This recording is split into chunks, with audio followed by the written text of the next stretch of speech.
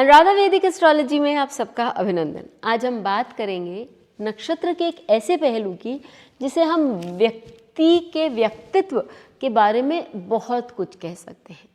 नक्षत्र में बहुत पहलू होते हैं जो व्यक्ति को जानने चाहिए, लेकिन यदि आपको मोट जानना है तो आपको ये बहुत आवश्यक है कि जहाँ आपका चंद्रमा बैठा है जिस नक्षत्र में, उसका जो पशु है उसके बारे में भी आप जानें। उस जानवर को जान के क्या होगा, ये आपका सवाल हो सकता है और बहुत सही सवाल होगा। उस जानवर के बारे में यदि आपने रिसर्च किया, उसके बारे में आपने जाना, तो आप देखेंगे कि आपके नेचर में वो बहुत सारी चीज़ें हैं जो अनकॉन्शियसली आप कर रहे थे, लेकिन आपको अब समझ आएगा कि उस जानवर के कारण, उसके नेचर के कारण वो आपको गवर्न कर रहा है। अब उदाहरण के तौर पर जनरली लेडीज़ के नेचर में हम बोलते हैं कि भाई ये तो ममत्व तो होगा ही, ममता से अपने बच्चों से भी बात करेगी और दूसरों के बच्चों के लिए भी बहुत केयरिंग करेंगी, ये सारी चीज़ें हैं। तो आप स्त्री होने के कारण आपके जो एंजाइम्स हैं या आपके जो हार्मोन्स हैं वो आपको ऑलरेडी वैसा बनाते हैं, लेकिन पुरुषों में भी ये ट्रेट आप कब देख सकते हैं? तो आप देखेंगे कि यदि किसी भी पुरुष का चंद्रमा स्त्री नक्षत्र में है, यानी फीमेल योनि में, तो ऐसा संभव है। अब मैं हाथी की बात करती हूँ। हाथी हमारे पृथ्वी जो स्थल पर सबसे बड़ा जानवर है और हाथी के नक्षत्र दो हैं, भरणी जो मेल हाथी का है और फीमेल हाथी का नक्षत्र है रेवती।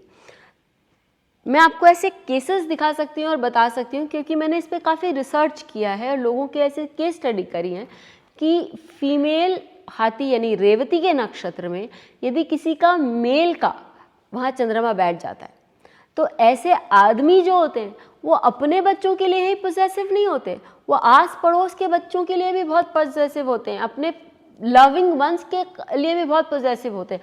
तुमको मैंने जैसा बोला वैसा करना ही चाहिए, ये इस पाथ पे चलो, ऐसे चलो, क्योंकि हथनी जो है वो एक झुंड में रहती है, बच्चों के साथ रहती है और वो माट्रियार्च है, उनका मादा डोमिनेटेड सोसाइटी है। तो वो एक डोमिनेशन जो है उन व्यक्ति में, चाहे बच्चों के प्रति, बहुत स्ट्रांग दिखाई आपको देगा। अपने से छोटों के प्रति उनका वो डोमिनेशन दिखाई देता ही है। इसी के ऑपोजिट में यदि किसी का भरणी का चंद्रमा है और वो स्त्री है तो वो लेडी लविंग तो होंगी, केयरिंग भी बहुत होंगी क्योंकि बाकी सारे नक्षत्र भी ऑपरेट कर रहे हैं, लेकिन वो थोड़ी अलूफ भी होंगी, वो बच्चों को फ्रेंडली डायरेक्शन से देखेंगी, लेकिन हर समय उनको डोमिनेट करना या उन पर हावी होना या उनको अपने हिसाब से चलाना उनको नहीं पसंद आएगा। वो थोड़ा सा डिस्टेंस मेंटेन करके चलेंगी क्योंकि मेल हाथी एक तो अपने झुंड में नहीं रहता, वो अलग रहता है, अकेले रहता है और साथ ही वो बहुत लोगों के साथ सोशल बिहेवियर रखता है लेकिन डोमिनेंस नहीं दिखाता है। तो आप देखेंगे कि ये सारे ट्रेट्स आपको बताते हैं कि एनिमल इंस्टिंक्ट हमारे अंदर कितना काम करते हैं।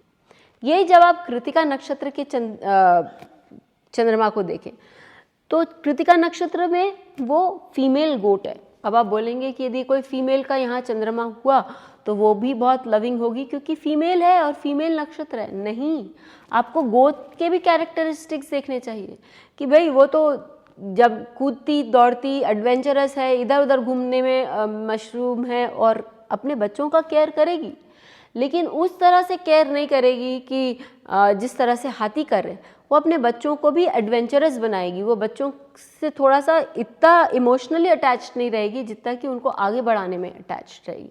और ये मैंने देखा है कि कृतिका नक्षत्र का यदि स्त्री का यदि चंद्रमा हो और रेवती का पुरुष का चंद्रमा हो तो वो फादर बहुत ज़्यादा केयरिंग होते हैं कि नहीं ये समय पे कर लो, ऐसा कर लो, ये खा लो पी लो। माँ बोलती है कर लेगा, हो जाएगा। क्यों? क्योंकि वो आपकी एनिमल इंस्टिंक्ट्स आपको ये बता रहे हैं।